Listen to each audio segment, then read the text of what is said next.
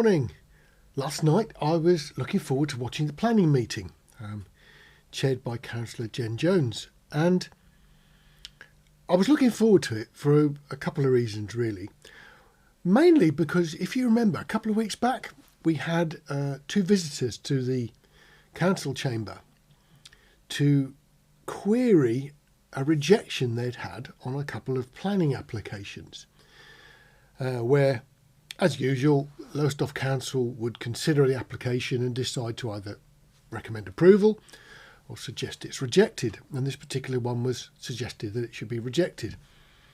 The one applicant had got two applications in, and it became a bit awkward because the planning committee, in actual fact, all the members on the planning committee get trained in planning matters, and they have to sort of distance themselves from their own personal likes and dislikes and just follow the rules, really. And an anomaly had happened. An anomaly. Now, the anomaly revolves around properties in Beach Road, basically. Two properties, and one a while back applied for planning permission to be converted into an HMO. And Lowestoft Council approved this one. I think they put a little note on it, subject to the occupants being made aware of the flood risk, because obviously that part of the town is quite low. But it got approved. The applicant who paid the visit 2 weeks ago to the meeting wanted to do pretty much the same thing, and he got his application rejected. And I think from memory that was because of car parking and cycle storage issues in the main. There's nothing wrong with actually having buildings converted into HMOs in that part of the town, apparently, but it was rejected on these two grounds. And the applicant also got an application to turn the old Crown Street Hall into an HMO rejected as well at the same time, and came to query it. And I think it was Councillor Pearce who realised that they'd got a bit of a snag here, because the grounds for objecting or approving planning applications can't really be different in the same road. And in actual fact, it was pointed out that the later planning permission application, the one that got rejected, was actually a slightly better one, I think, reading the documents on both. And he realised that this was potentially a problem because they'd made different decisions on realistically the same sort of building. What Councillor Pearce proposed was that they'd have a chat about it, and if the applicant would like to come back in a couple of weeks, they'd reconsider it. And last night was the time when it was going to be reconsidered. So it was also a little bit odd because as the person was present, there is a section in the agenda where you deal with the public comments, which in this case, this was what was happening. He was making his comments as a member of the public. So that was before the section when they consider planning permission. So what they did was they jigged the meeting around a bit and moved that bit forward a bit so they could talk about it early, sort it out and move on. So here's the first clip. So yeah, I'm here for both applications. We go with, I think, Beach Road first. Yeah. That's probably the easiest one. Obviously, I sent a lot of stuff in to Taylor. But this is going on your recommendation for refusal for Beach Road. And obviously stating, which I did last time on the 9th, was a property opposite mine you have recommended for approval. The reasons for my refusal have been overdevelopment and lack of parking. Now, the one opposite mine, number 7 Beach Road, has no parking. Mine has parking. I did send in something from Highways, which says it's acceptable, my parking provision. Also, the overdevelopment side of things, it's a similar size to the one you've looked to approve. Mine is for single occupancy only, whereas the other one has rooms for dual occupancy. Mine is also for use via Access Community Trust. So is a local supporting charity.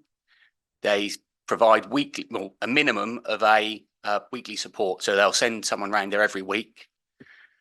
It's for homelessness, people in need of shelter.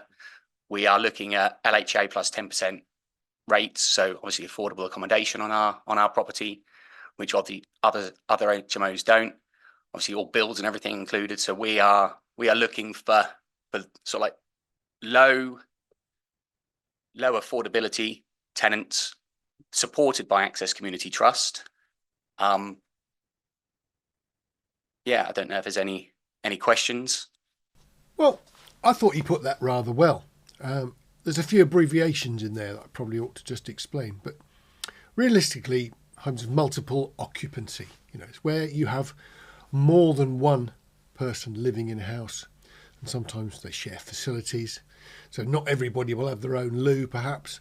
Not everybody might have their own kitchen. So there'll be some sort of element of sharing. But basically, it's a house that would have been sort of modified to let people live independently with a little bit of commonality. A bit like what we used to call years ago bedsits. The other thing with this type of application, of course, is that they're intended to be low cost.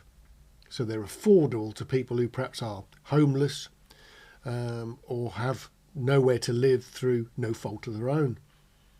In that case, you've got a thing where, you can't charge an awful lot of money. I mean, if you've got an HMO, there's no reason why you can't make it expensive. An HMO could be really luxurious in a lovely area and offer all sorts of amenities for people.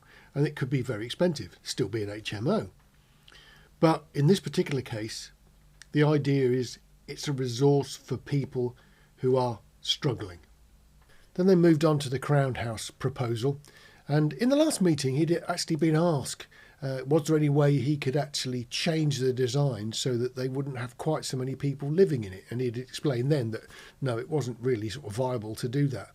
But he mentioned this again. We can go with standard flats, but you'll be looking at sort of like £700 a month to make it sustainable. Now, Andy's done his homework and he's well prepared, and I think he understands exactly what's going on. And he wanted a bit of clarification on whether sort of it was a commercial drive for this project. The weird thing is, while he's talking about this quite complicated stuff, and he's got to explain it as he did, but while he's doing it, most councillors are sort of watching with apt attention. Not all of them. Increasing cycle storage, which I think I put in the email to yourselves. Again, because of the tenant profile, not the tenants normally don't have cars. Obviously, there are some spaces there. Obviously, the spaces for staff, because they're, again, weekly or minimum of weekly supported living. Yeah, I think they were the main 2 points you put forward. And again, questions? Andy? I do have a couple on this one, if I can. So the comment was made at the last meeting. The gentleman who accompanied you, was the architect? Sorry, I haven't got them. Yes, he was, yeah. So when I was making the point about the reduction from 8 to 6 self-contained flats in the original one, I was speaking from memory. So I've since gone back and read the original design statement. Yeah. So what I'm reading at the pre-application advice, and you were working with Access Community Trust even at that stage, it was for 8 one-bedroom flats, self-contained flats, but because the national space standards prescribed a minimum space of 39 square metres for a one-person flat, plus at least 1 square metre of storage, it wasn't possible to accommodate that within the footprint. So various sketches were done in which it was suggested six flats of that minimum required space could be incorporated, but that was deemed to be not commercially viable. And then it says in the planning statement, the concept of HMO emerges. And this is where I said it appeared to be, the discussion appeared to have moved on to HMO because that minimum space requirement could not be met in a commercially viable way. that the HMO had come about for financial reasons, and it said to achieve a scheme that achieves financial viability, it was clear that a different form of residential development had to be considered. And he answered Andy's query quite honestly, and actually, I actually even understood it, which is great. For the sustainability, you're correct. It is a financial sustainability, is what I said last time. There's no point me developing something now and saying, here you go, £400 a month. There's that. 6 months' time, I go, it's not sustainable. Interest rates are this, insurances are that, but I now need £800 a month for those flats. It blows out the water everything we're trying to do for the tenant profile. Then Councillor Brooks wanted to speak, and she clearly wanted to say something very important. Unfortunately, I didn't understand it, and to be perfectly honest, I'm not quite sure she did.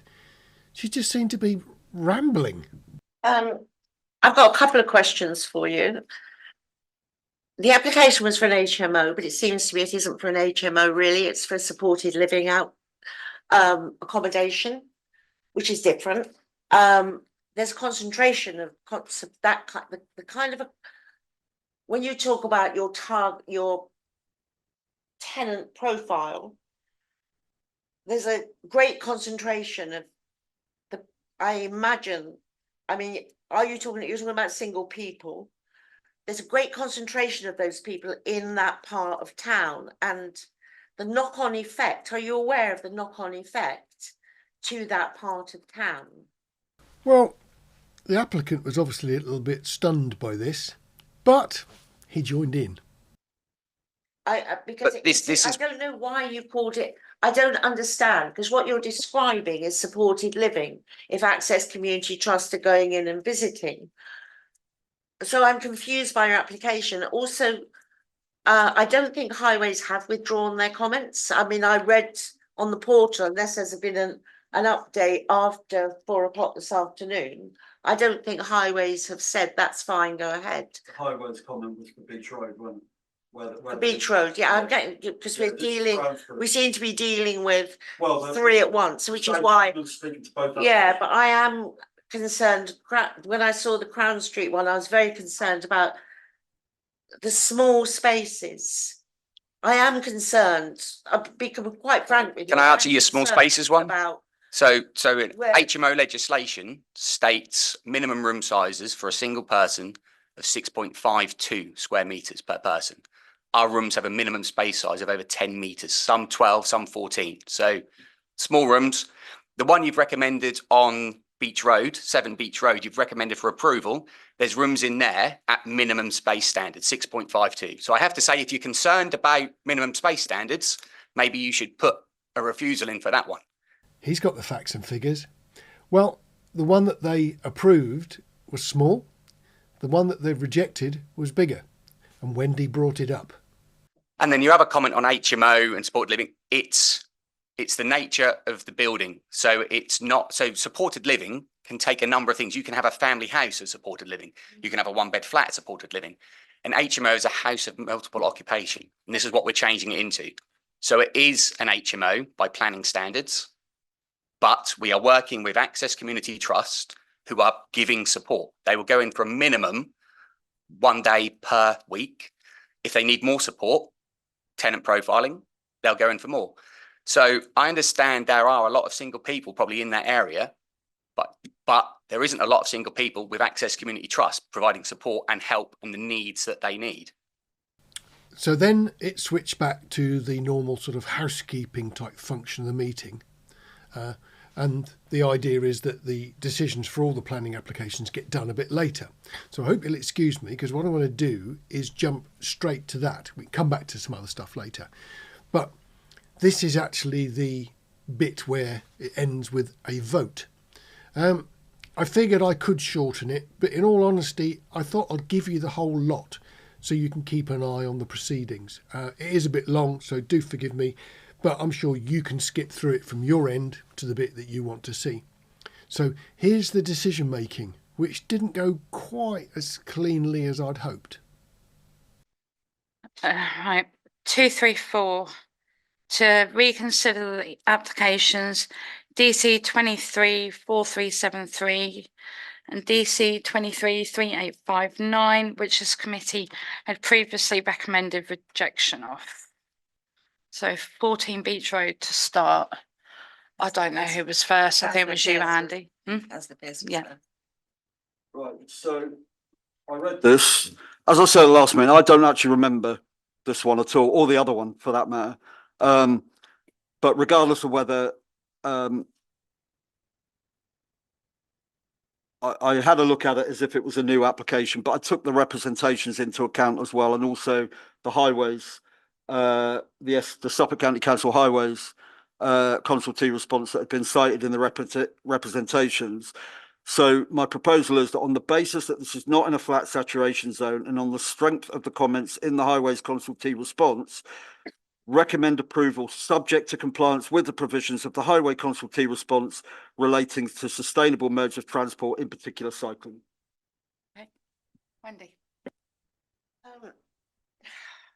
This is hard for me because you're sitting here, and I appreciate there are a number of single people, vulnerable people who do need housing, but I have two really strong problems.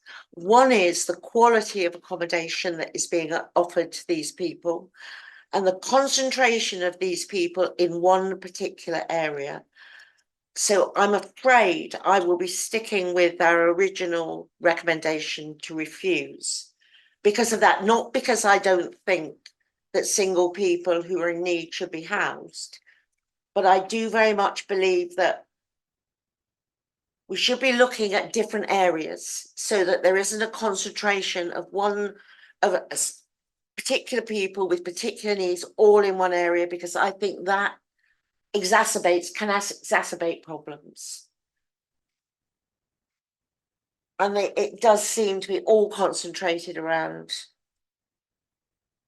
the bottom end of Harbour area, by stations around there. It does concern me, and I just feel for these people's welfare, they need to be in places that have some open spaces, some gardens, decent accommodation. I appreciate that housing in that part of Lowestoft is very cheap, but I'm thinking about the future and the whole town, and it just concerns me. So I can't vote to change my opinion on either. Andy. So I did look at 7 Beach Road before I came in. Oh, it just looked, I mean, I don't know if it's even occupied at the moment. It looks dreadful. Wendy, I think you should be addressing the chair, Sorry. not the member of the public. Oh, sorry. Yeah. It does. 7 Beach Road just looks, I don't even know if anybody's still living there. I doubt I voted to approve it, but looking at it, it just looks dreadful. So that's now in the public domain. Right, so my proposal stands on the basis that it has been confirmed it's not in a flat saturation zone, and that it is allowed under planning policy. I understand the need for single room accommodation. I understand the point that Wendy's making. I also know that I lived in HMOs for the first 10 years of my life, and quality can vary based on the landlord. But the issue is not whether we personally like or agree something, but basically based on the law and the policy. And I was originally concerned about the parking, but I have seen the comment about the highways that based on the normal thing, it would be this. But in this case, they have no objection because, and that's in the consultee response. But they have made some quite clear statements about sustainable modes of transport, including cycling, hence my comment about it being subject to those provisions in the same statement. And so that's why I've made the proposal I have. Elise, did you want to speak? Well, I was going to agree with Andy and second it. That's fine. You can still second it. Are you second? Yes, I am second. Oh, sorry, John. Didn't see you up there.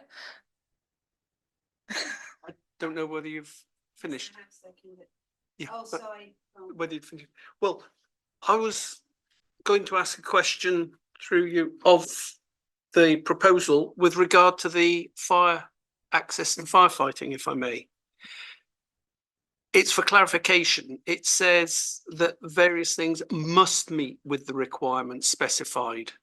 Have we had confirmation that they do, or it's just a statement that it must do something, how is that addressed? So these are currently an Old Samaritans offices, so not residential at all. So that comment on there, that's then down to us in building control. When we build out, we have to So make, it's an instruction. Yeah. to you.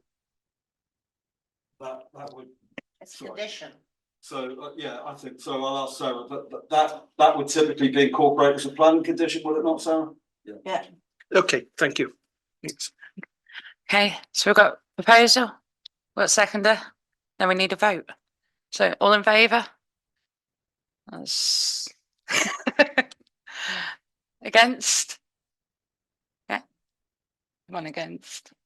All in favour, bar one. We now move on to the Crown Street development. Right, on to the deliberations, and apologies again, I can't edit this to make it any shorter, because if I do, it sort of loses the flow of people making comments, and generally a councillor with some very unusual points. You have to wait for the bit where Councillor Brooks says that it doesn't have any outside space as part of the plan. And the applicant rather cleverly says, well, if you live in St Peter's Court, you haven't got any garden. She sort of shot herself in the foot yet again. But anyway, it gets to the end and there is a vote. And you don't even have to take a guess what the amount of fors and against are going to be. Here you go. 4373 Crown Street, Crown House, Crown Street West. Who wants to lead on this one? Wendy? I think our problems with this one was due with the size, that it all seemed to be, there would seem to be too much accommodation for the space. You haven't changed that at all, have you? You've still got, so it's the same application that we recommend a refusal to do with overdevelopment of that space. I propose that we stick with our proposal to refuse. Thank you. Andy? Yeah, I mean, I still have reservations. I know what Mr. Shreve says and I respect it. But a reduction from a minimum 39 square meters for a single bedroom flat to whatever it was, 8 and something meters for a bed in an HMO is some reduction. But I understand the need for it to be financially viable as well.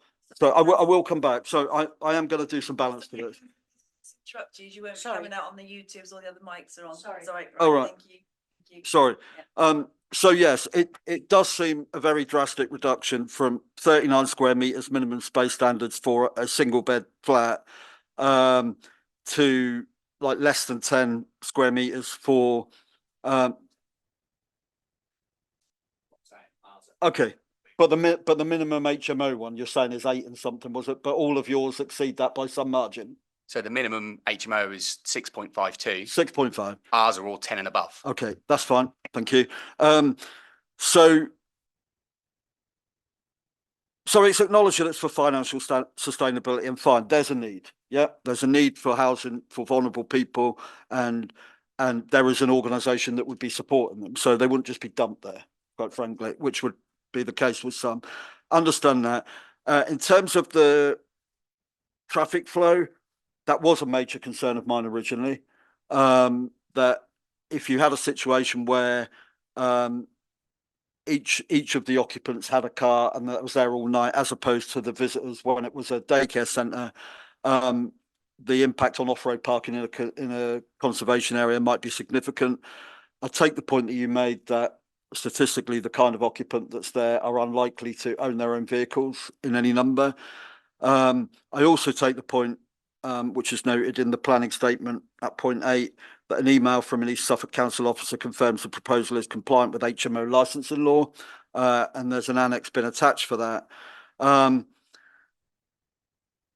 Personally speaking, which is not a planning consideration, I would be loath to lose the community hall as a single community space, but you can't object to a planning application on the basis that you'd rather it was used for something else. So I acknowledge that. So I think, personally speaking, with all due respect to Wendy, because at heart I agree with her. I think in terms of the planning considerations themselves, and whilst it is being made for unashamedly financial reasons because it can't be run as a loss, I don't feel that in all conscience I could object to this anymore, whatever I may prefer it was used for instead. I would therefore propose, not without misgivings, to approve. Yeah, second, definitely. Wendy. We haven't heard anything from the applicant that says anything that's going to be any different, and yet not long ago we recommended refusal. And Actually, I've never been that bothered about parking because I don't drive, and I know that people on low incomes on the whole can't really afford a car and tend not to drive. So although it is a planning consideration, I'm much more concerned about the size of the development, no outdoor space. I'm much more concerned about those issues than I am about the ability to park, which in a way is almost like it's an issue, obviously, but I fully understand that in that particular area with what's the word? Tenant profile, the probability is they probably won't drive, and actually having safe cycle storage is more important. But I just, from a planning perspective, I just feel that we need, in terms of our mental health crisis in this country, we need to be housing people in good accommodation with access to outside space in decent sized rooms. That's what I'm saying. Behind is the park, in space close by. You say good accommodation. It's exactly what we're trying to do. Is there outside space? Yes, it's Crown Street. What? Crown Street is a road. Is there outside space? Will the people in, sorry, Jen, I just want to clarify something. Will the people living in the Crown, what's it called? Is it Crown? Because it's confusing. It says Crown Hall. Crown Street. It's Crown Street Hall. Yeah. Sorry. That is what it is. Right, so you have an outside garden. It's on the screen, Wendy, if it helps you. Sorry? It's on the screen if it helps. The green, or Yeah, you mean it's on the the green at screen. the end of the road? The green, that's owned by East Suffolk Council, that plot of land, isn't it? But that's not part of this accommodation, is it? I mean, it is there, but it's not actually, It's a meeting space. that land doesn't belong to the community centre, does it? It belongs to, But it's still a meeting space. Yes. yeah, but it's like there's a children's play park over the road. There's no outside space that is attached. There is a small part of outside space attached to it with seating areas and stuff in the plans. But again, if you take the block of flats that's about to be demolished in the next coming years and they're evicting all the tenants there, there's no outside space there. You look at any kind of blocks of flats, London, wherever, Cambridge, there's no outside space. It's all about, is it close to amenity space? Have they got somewhere where they can go walk around a park? You live in London, you haven't got outside space in probably 95% of places. Andy. Yeah. So we always take into account public amenity space as well as amenity space that's part of the development itself. But with respect, actually, I think the applicant has drawn our attention to some changes from the original consideration. So my comment on parking originally was not on the ability of the tenants to park. It was the fact that if each tenant had a car, the impact on off-road parking on the conservation area itself. So the tenant has confirmed, the applicant has confirmed that based on the tenants who would be there, they are statistically unlikely to each own a vehicle. So that original concern about the effect of off-road parking on the conservation area, to my mind, has been mitigated. If it's not gone away entirely, it's been much reduced. I understand, I still have concerns at heart about the reduction in living space from a single bed unit to an HMO, because it's reduced by somewhere between a third and a quarter and a third. But I also understand the need for financial liability, and this building is currently unused, and these would be supported vulnerable tenants who would be supported by a local charity.